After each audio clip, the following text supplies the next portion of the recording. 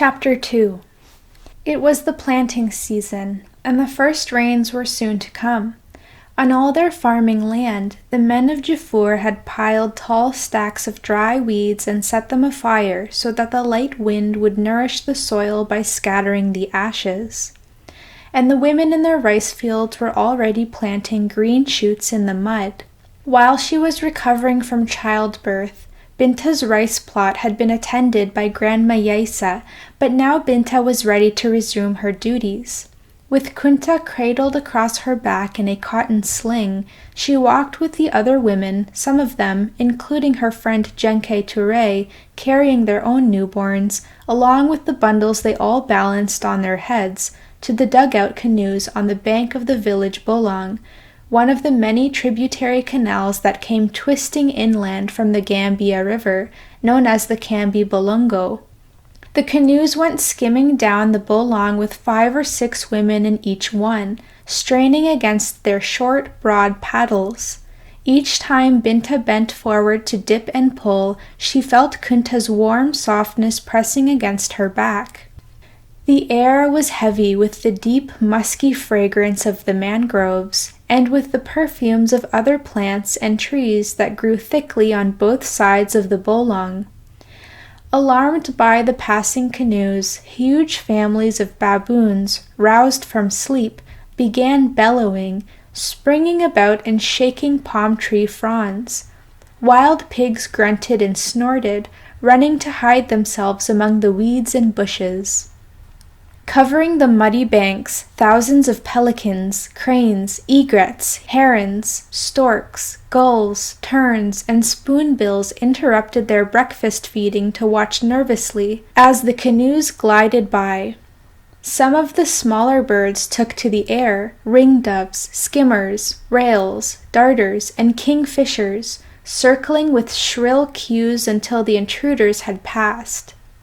As the canoes arrowed through rippling, busy patches of water, schools of minnows would leap up together, perform a silvery dance, and then splash back. Chasing the minnows, sometimes so hungrily that they flopped right into a moving canoe, were large, fierce fish that the women would club with their paddles and stow away for a succulent evening meal. But this morning the minnows swam around them undisturbed. The twisting Bolong took the rowing women around a turn into a wider tributary, and as they came into sight, a great beating of wings filled the air, and a vast living carpet of seafowl, hundreds of thousands of them, in every color of the rainbow, rose and filled the sky. The surface of the water, darkened by the storm of birds and furrowed by their flapping wings, was flecked with feathers as the women paddled on. As they neared the marshy farrows where generations of Japhur women had grown their rice crops, the canoes passed through swarming clouds of mosquitoes and then, one after another, nosed in against a walkway of thickly matted weeds.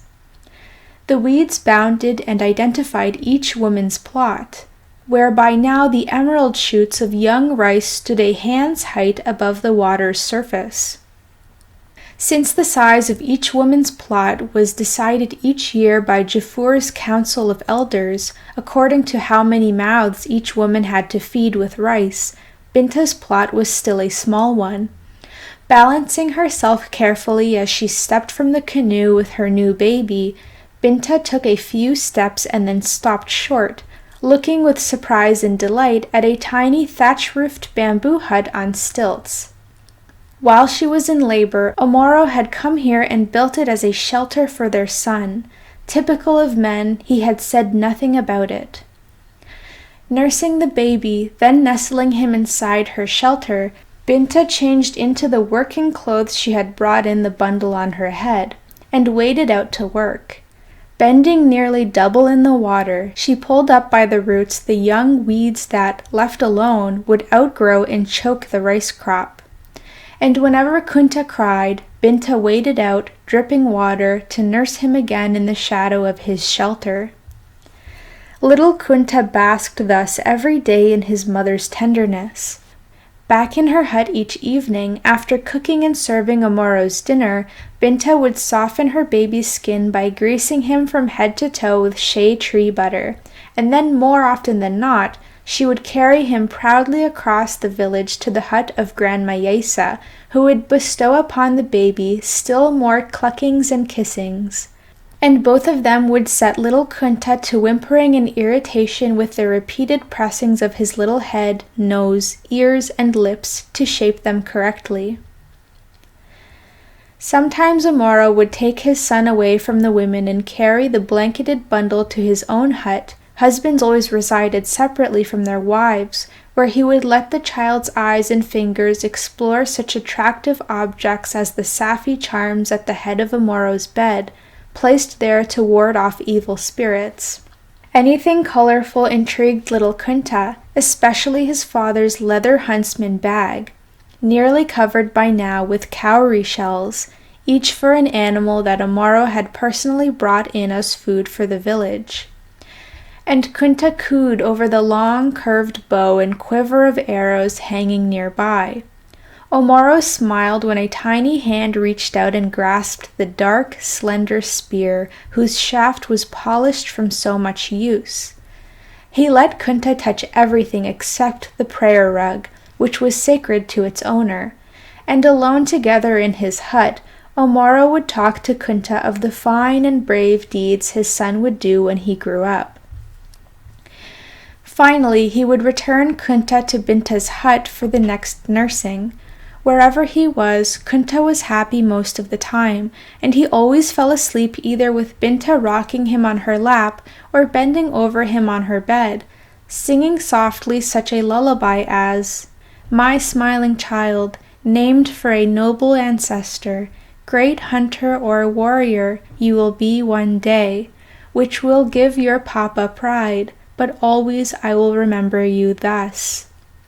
However much Binta loved her baby and her husband, she also felt a very real anxiety, for Muslim husbands, by ancient custom, would often select and marry a second wife during that time when their first wives had babies still nursing. As yet Omoro had taken no other wife, and since Binta didn't want him tempted, she felt that the sooner little Kunta was able to walk alone, the better, for that was when the nursing would end. So Binta was quick to help him as soon as Kunta, at about 13 moons, tried his first unsteady steps, and before long he was able to toddle about with an assisting hand. Binta was as relieved as Omoro was proud, and when Kunta cried for his next feeding, Binta gave her son not a breast but a sound spanking and a gourd of cow's milk.